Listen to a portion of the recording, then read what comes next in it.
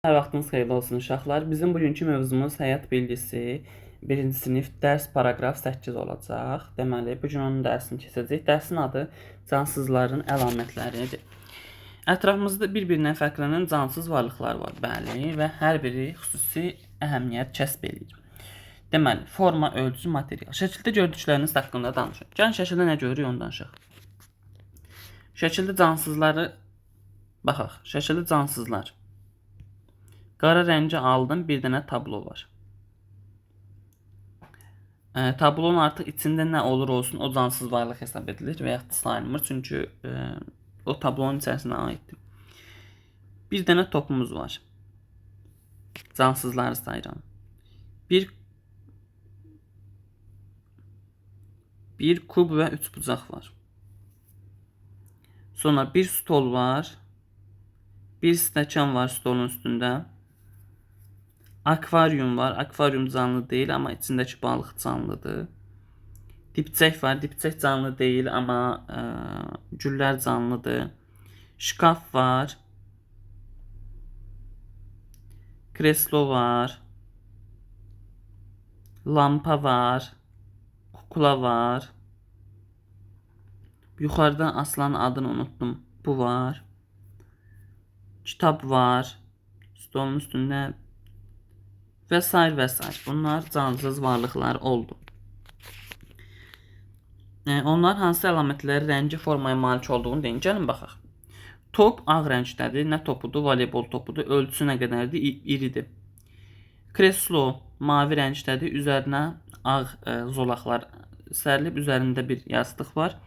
Yastığın rəngi bənövşəyi rəngdir. Tablomuz var. Fərqli tablodur. A hərfi, bir səs ucaldıcısı və bir gül rəsmi var tabloda. Kukla var. Dovşan kuklasıdır. Böyükdür.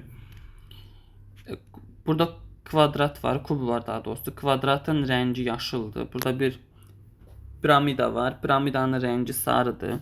Stol var. Rəngi sarıya çalan. Və sair və sair. Bu cür uşaqlar.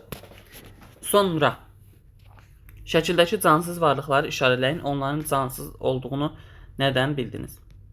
Dediyim kimi, nəfəs almayan, tənəffüs etməyən, qidalanmayan, hərəkət etməyən, həyat sikli stabil olan varlıqlar sadəcə cansız varlıqlar hesab edilir. Deməli, gəlin cansız varlıqlarını deyim. Kitab,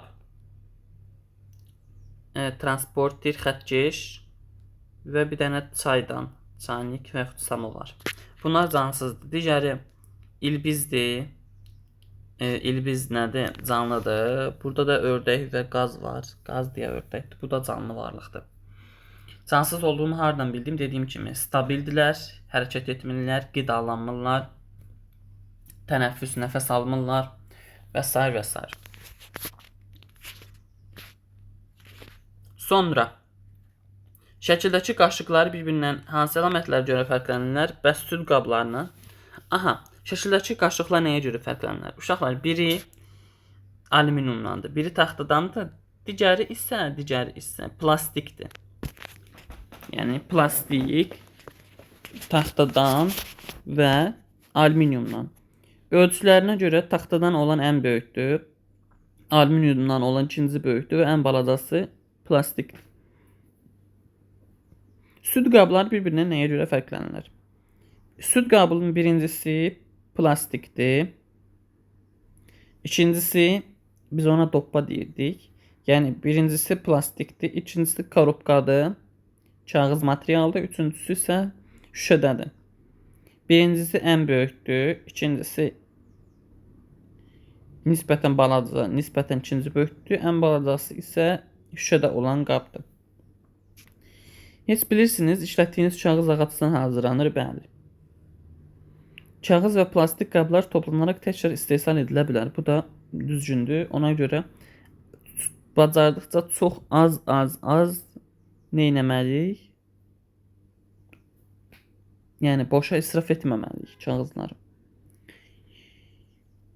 Ətrafımızda müxtəlif əşyalar var. Onlar ölçüsünə, materialına, çəkisinə, rənginə görə bir-birlərindən fərqlənir. Bəli, az öncə də müqayisə etdik.